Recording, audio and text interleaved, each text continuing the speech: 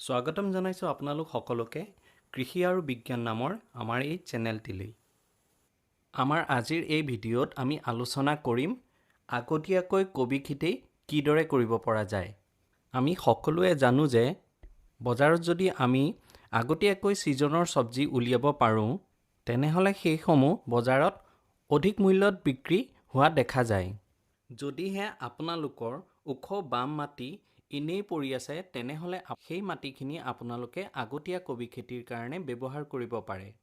আজিৰ আমাৰ এই ভিডিঅ'ত আমি আলোচনা কৰিম অক্টোবৰ মাহত বজাৰত উলিয়াব পৰা আৰু অধিক উৎপাদন দিব পৰা উপযুক্ত ফুলকবি আৰু বন্ধাকবিৰ জাতসমূহ কি কি, বীজৰ পৰিমাণ কিমান হ'ব লাগে, কঠীয়াতলি কিদৰে প্ৰস্তুত কৰিব লাগে আৰু অধিক উৎপাদনৰ বাবে পথাৰত সাৰ কিদৰে প্ৰয়োগ কৰিব লাগে। যদিহে আপুনিও বিচাৰে আগতীয়া কবি খেতিৰ জৰিয়তে লাভৱান হ'বলৈ তেনেহ'লে এই ভিডিঅ'টি শেষলৈকৈ চাই থাকে যেন। ভিডিঅ'টোৰ প্ৰস্তুত কৰোঁতা কৃষি আৰু বিজ্ঞান। প্ৰথমতে আহোঁ আগতীয়া কবি খেতিৰ কাৰণে নাৰ্চাৰী কোন সময়ত প্ৰস্তুত কৰিব লাগে তাৰ ওপৰত। যদিহে আমি অক্টোবৰ মাহৰ আৰম্ভণিতে বজাৰত ফুলকবি বন্ধাকবি উলিয়াবলৈ বিচাৰোঁ তেনেহ'লে নাৰ্চাৰী প্ৰস্তুত কৰাৰ উপযুক্ত সময় হৈছে জুলাই মাহৰ পৰা আগষ্টৰলৈকে। যদিহে আমি বীজ সিঁচা এই নিৰ্ধাৰিত সময়তকৈ পিছুৱাই যাওঁ তেনেহ'লে আমি বজাৰলৈ আগতীয়াকৈ কবিবোৰ উলিয়াই দিব নোৱাৰিম। ইয়াৰোপৰি আগতীয়া জাতৰ কবিবোৰ যদি আমি পিছুৱাই ৰুওঁ তেনেহ'লে তাৰ উৎপাদনো কম হোৱা দেখা যায়। কিন্তু এই অসুবিধা আজিকালিৰ উন্নত হাইব্ৰিড জাতসমূহত প্ৰায়ে দেখা নাযায়। এতিয়া আহোঁ আগতীয়াকৈ কৰিব পৰা ফুলকবি আৰু বন্ধাকবিৰ বিভিন্ন জাতসমূহৰ বিষয়ে। এইখিনিতে এটা কথা আপোনালোকক জনাই থওঁ যে আগতীয়াকৈ কৰা কবি খেতিত কিছুমান অনুমোদিত জাতৰ বাহিৰে আমি যিকোনো জাত কৰিব নোৱাৰোঁ। এই কথা বিশেষকৈ প্ৰযোজ্য হয় ফুলকবিৰ ক্ষেত্ৰত। অসমৰ জলবায়ুৰ ওপৰত নিৰ্ভৰ কৰি ফুলকবিৰ জাতসমূহ তিনিটা ভাগত ভাগ কৰা গৈছে। সেইসমূহ হৈছে আগতীয়া জাত, মূল বতৰত কৰা জাত আৰু শেহতীয়া জাত। এই জাতবোৰ আমি যিকোনো সময়তে ৰুব নোৱাৰোঁ। ধৰি লওক আগতীয়া যোনবোৰ আমাৰ কবিৰ জাত আছে সেইবোৰ আমি মূল বতৰত ৰুব নোৱাৰোঁ বা শেহতীয়া হিচাপেও তাৰ খেতি আমি কৰিব নোৱাৰোঁ। একেদৰে আমি শেহতীয়া যোনবোৰ সঁচ আছে তাক আমি আগতীয়া খেতি কৰিবৰ কাৰণে ব্যৱহাৰ কৰিব নোৱাৰোঁ। ধৰি লওক আমি ফুলকবিৰ শেহতীয়া কিছুমান জাত আমি আগতীয়া খেতি কৰিবৰ কাৰণে ব্যৱহাৰ কৰিলোঁ। তেতিয়া কি হ'ব পাৰে, আপোনাৰ ফুলকবিৰ ক্ষেত্ৰত ৰিচিনেছ নামৰ এবিধ অসুবিধাই দেখা দিব পাৰে, য'ত কবিৰ ঠাৰিবোৰ দীঘল হৈ যায় আৰু কবিটো আকৰ্ষণীয় নহয়। আৰু এনে কবিবোৰো বজাৰত বৰ এটা ভাল দামত বিক্ৰী নাযায়। গতিকে এই কথা সদায় মনত ৰাখিব, বজাৰৰ পৰা যেতিয়াই বীজ কিনিবলৈ যায় তেনেহ'লে বীজ ভাণ্ডাৰত আপোনালোকে খবৰ কৰি ল'ব যে এই বীজ আগতীয়াকৈ কৰিব পৰা যাবনে নাই। আমি বাৰু ইয়াত আপোনালোকৰ সুবিধাৰ্থে অসমৰ মাটিত ভাল উৎপাদন দিয়া ফুলকবি আৰু বন্ধাকবিৰ কিছুমান উন্নত তথা হাইব্ৰিড জাতৰ নাম ইয়াত সন্নিৱিষ্ট কৰিছোঁ। আপোনালোকে সেইবোৰ মতে বজাৰৰ পৰা বীজ আনি এই খেতি কৰিব পাৰে। ফুলকবিৰ ক্ষেত্ৰত তেনেধৰণৰ উন্নত জাত কিছুমান হৈছে আৰ্লি কুঁৱাৰী, পুছা কেতকী, পুছা দীপালী ইত্যাদি।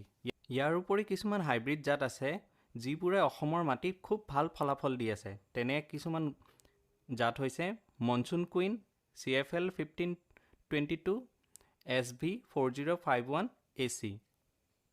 একেদৰে বন্ধাকবিৰ কিছুমান উন্নত জাত হৈছে পুছা মুক্তা, প্ৰাইড অফ ইণ্ডিয়া, গল্ডেন একাৰ ইত্যাদি ইত্যাদি। তাৰ উপৰিঞ্চি হাইব্ৰিড জাত আছে প্ৰগতি প্লাছ, ইম্প্ৰুভ বাহাৰ, ৱাণ্ডাৰবল, BC 76 ইত্যাদি ইত্যাদি। এই জাতসমূহ অসমৰ বিভিন্ন ঠাইত খুবেই সমাদৰ লাভ কৰিবলৈ সক্ষম হৈছে। গতিকে আপোনালোকেও এই জাতসমূহ কৰিব পাৰে। এতিয়া আহোঁ বীজৰ পৰিমাণৰ ওপৰত। 1 বিঘা মাটিত কবি খেতি কৰিবৰ কাৰণে বীজৰ পৰিমাণ হৈছে 80 গ্ৰাম প্ৰতি বিঘা হিচাপত। এইখিনিতে আপোনালোকক কবিৰ পুলি কিদৰে প্ৰস্তুত কৰিব লাগে তাৰ ওপৰত দুই এটা দিহা দিব বিচাৰোঁ। ইয়াত খালি মই সৰু সৰু কিছুমান পইণ্ট আছে যিবোৰ আপোনালোকে মন কৰিব লাগে সুস্থ সবল পুলি প্ৰস্তুত কৰিবৰ কাৰণে, তাকেহে মই জনাব বিচাৰিছোঁ। প্ৰথম কথা, পুলি বাৰীৰ কাৰণে সদায় পানী নোৰোৱা ওখ আৰু ৰ'দ ঘাই ঠাইহে নিৰ্বাচন কৰিব। যিবোৰ মাটিত এজাক বৰষুণ দিলেই পানী জমা হয় আৰু ৰ'দো ভালকৈ নপৰে তেনে মাটি পুলি প্ৰস্তুত কৰিবৰ কাৰণে ব্যৱহাৰ নকৰিব। ইয়াৰ উপৰি পুলিবাৰীৰ কাৰণে চিলেক্ট কৰা মাটিখিনি যথেষ্ট পৰিমাণে সাৰুৱা হোৱাটো জৰুৰী। ঠাই নিৰ্বাচন কৰাৰ পাছত গুটি সিঁচাৰ আগতে মাটিখিনি ভালকৈ হালকোৰ মাৰি মিহি কৰি ল'ব আৰু পাৰিলে 2-4 দিনৰ কাৰণে মাটিখিনি ৰ'দাব যাতে তাত থকা অপকাৰী কীট-পতংগবোৰ আঁতৰ হৈ যায়। হালকোৰ মৰা সময়তে মাটিৰ লগত 2 কেজিমান ভালকৈ পচা পচন সাৰ প্ৰতি 1 বৰ্গ মিটাৰ হিচাপত মাটিত মিহলাব। যদিহে পচন সাৰ নাপায় তেনেহ'লে আধা কেজিৰ পৰা 1 কেজি পৰিমাণৰ ভাৰ্মি কম্পোষ্ট বা কেঁচু সাৰ প্ৰতি 1 বৰ্গ মিটাৰ হিচাপত মাটিত ভালকৈ মিহলাই ল'ব। যদিহে মাটিখিনি খুব আলতীয়া বা এঠালেতীয়া ধৰণৰ হয় তেনেহ'লে এপাচিমান বালি প্ৰতি বৰ্গ মিটাৰ হিচাপত মাটিত মিহলাব গোবৰ সাৰ বা পচন সাৰ দিয়া সময়তে। এই গোটেই বস্তুখিনি যাতে মাটিত ভালকৈ মিহলি হৈ যায় তাৰ কাৰণে পাৰিলে 2-এবাৰ আকৌ কোৰ মাৰি ল'ব। ইয়াৰ পাছত প্ৰস্তুত কৰা মাটিখিনি নিজৰ সুবিধা মতে ভেটি বনাই ল'ব। ভেটিৰ উচ্চতা কমেও 6 বা 10 ইঞ্চিমান ৰাখিব। এনে কৰিলে পিছলৈ পানী জমা হোৱাৰ সম্ভাৱনা নাথাকে।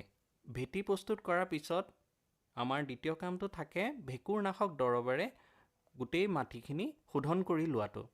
এইদৰে শোধন কৰি ল'লে আপোনালোকৰ পুলিবাৰীখনত থকা বিভিন্ন বেমাৰৰ বীজাণুবোৰ ধ্বংস পাব, যাৰ ফলত আপোনালোকৰ গুটি আৰু পিছলৈ পুলিবোৰো মাটিৰ পৰা হ'ব পৰা বিভিন্ন বেমাৰ আজাৰৰ পৰা বাচিব। বিশেষকৈ গুটি পচা আৰু পুলিবোৰৰ গুৰিবোৰ পচি যোৱা বেমাৰ আজাৰৰ পৰা হাত সাৰিব পাৰিব।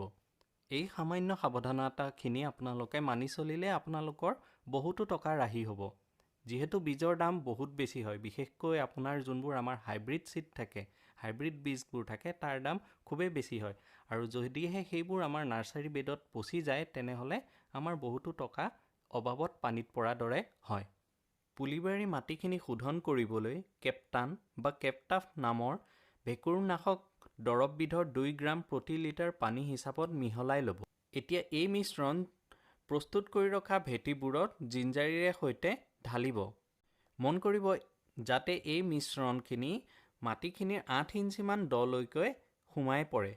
এনে কৰাৰ পিছত 2 দিনমানৰ বাবে এই ভেটিকেইটা পলিথিন হওক বা কলপাতেৰে ভালদৰে ঢাকি থ'ব। এনে কৰিলে মাটিত থকা যিমানবোৰ ৰোগৰ বীজাণু আছে সেইবোৰ নষ্ট হ'ব। 2 দিনৰ পিছত ভেটিবোৰৰ ওপৰৰ পৰা পলিথিন বা কলপাতবোৰ আঁতৰাই আকৌ এবাৰ কোৰ মাৰি 3-4 দিনলৈ মুকলি কৰি ৰাখিব। কঠীয়াতলিৰ মাটিখিনি আপোনালোকে জৈৱিকভাৱেও শোধন কৰিব পাৰে। তাৰ কাৰণে আপোনালোকে ট্ৰাইকোডাৰ্মা বা চিউডোমোনাছ নামৰ জৈৱিক দৰৱবিধৰ 15 গ্ৰাম 1 লিটাৰ পানী হিচাপত মিহলাই বীজ ৰোৱাৰ 3-4 দিনমান আগতে কঠীয়াতলিখন ভালদৰে ভিজাই পেলাব। জৈৱিক পদ্ধতিৰে শোধন কৰিলে পুলি ভেটিবোৰ প্লাষ্টিক বা কলপাতেৰে ঢকাৰ কোনো প্ৰয়োজন নাথাকে। আপোনালোকে শোধন কৰাৰ 3-4 দিনৰ পাছতেই বীজ লগাব পাৰিব। বীজ সিঁচোতে আপোনালোকে বীজখিনি ছটিয়াই নিদি শাৰী শাৰীকৈ ৰুলে পুলিৰ গঠন ভাল হয় আৰু পুলিবোৰ মজবুতো হয়। বীজবোৰ শাৰী শাৰীকৈ ৰুবৰ কাৰণে মিহি মাৰি এডালেৰে আধা ইঞ্চিমান দকৈ শাৰী পাতিব, প্ৰায় 3-4 ইঞ্চি দূৰে দূৰে। মাৰিৰ সহায়ত দাগ পাৰি লোৱা এই শাৰীবোৰতে আপোনালোকে কবিৰ বীজবোৰ শাৰী শাৰীকৈ সিঁচিব। বীজ সিঁচাৰ পাছত পচা গোবৰ মাটিৰ গুৰিৰে পাতলকৈ বীজবোৰ ঢাকি দিব আৰু ওপৰৰ পৰা হেঁচি সমান কৰি দিব। বীজ ৰোৱা শেষ হোৱাৰ পাছত জিঞ্জাৰীৰ সৈতে ভেটিবোৰত ভালদৰে পানী দিব।